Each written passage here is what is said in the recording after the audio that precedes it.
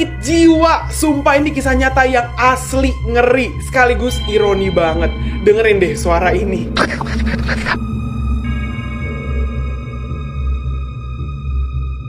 Bayangin kalau orang yang kalian sayang kesurupan dengan mata melotot ngeliatin kalian dan bersuara kayak gitu.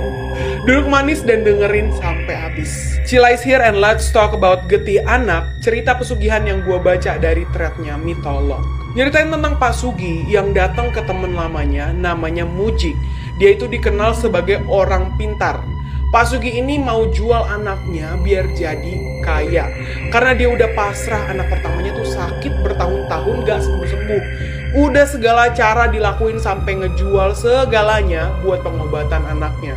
Bahkan tuh Pak Sugi ini sampai ngegadein rumah tinggal mereka dan ngutang sana sini. Dokter gak ada yang bisa diagnosa anaknya ini sakitnya apa. Dan dia itu suka tantrum karena lihat makhluk-makhluk halus. Sugi ini akhirnya minta tolong banget lah sama si Muji. Dengan iming-iming hasilnya nanti dibagi dua. Akhirnya Pak Muji mau nolongin dan memulai beberapa ritual awal di kuburan. Disuruhlah Pak Sugi minum darah dari hasil ritual itu. Setelah minum itu, seketika Pak Sugi bisa melihat makhluk-makhluk halus sampai dia pingsan karena lemas. Besokannya mereka pergi ke tempat Mbah Darso, kenalannya Pak Muji yang katanya orang pintar bisa jadi perantara pesugihan anak. Lokasinya tuh jauh dan di dataran tinggi Jawa sanalah. Mbah Darso ini minta Sugi melakukan beberapa ritual, dan sebagai ritual pembuka, Pak Sugi disuruh mandi di sebuah pemandian gitu. Semua ritual dilakukan Pak Sugi buat dapetin apa yang dia mau. Dan di tahap akhir, Mbah Darso ngeluarin boneka kecil dan nanya sekali lagi ke Pak Sugi. Ini boneka terhubung dengan sukma dan darah anakmu. Kamu yakin mau jual anakmu? Sugi langsung menjawab dengan yakin. Dan lagi-lagi Mbah Darso nanya yang kedua kalinya. Ketika boneka ini udah masuk ke dalam air mendidih, maka rumahmu, anakmu akan menemui ajalnya. Kamu siap? Pak Sugi pun ngangguk pelan. Mbah Darso langsung masukin boneka itu ke dalam air mendidih. Tiba-tiba terdengar suara seorang anak kesakitan di ruangan itu. Pak Sugi panik bukan main karena ternyata itu suara Bening, anak terakhirnya. Sugi langsung protes ke Mbah Darso karena itu bukan suara anak pertama yang mau dia tumbalkan. Mbah Darso bilang kalau Sugi ini gak bisa milih. Dari awal juga Mbah Darso gak dikasih tahu kalau anak mana yang mau ditumbalin. Nah, makhluk itu memilih anak yang paling Sugi sayang untuk jadi tumbal. Tricky ya.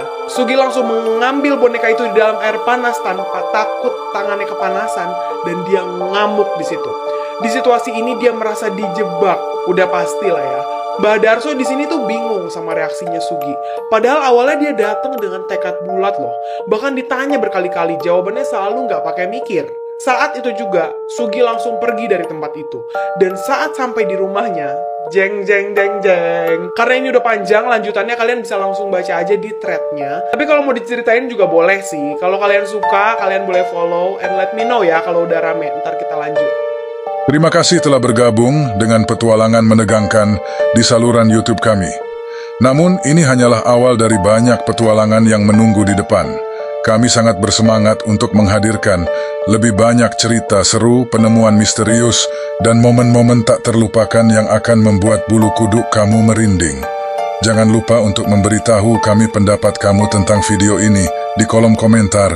Dan jika kamu memiliki saran atau cerita menarik, bisa menghubungi kami melalui email. Dan jangan lupa untuk subscribe dan nyalakan lonceng notifikasi agar kamu tidak ketinggalan setiap video seru dan menegangkan berikutnya. Bersiaplah untuk terus terlibat dalam petualangan horor yang tidak terlupakan di saluran ini. Sampai jumpa di video berikutnya. Tetap waspada karena dunia misteri selalu penuh dengan kejutan yang menanti. Selamat malam dan hati-hati. Jangan pernah berjalan sendirian di malam hari. Siapa tahu ada yang mengikutimu dari belakang.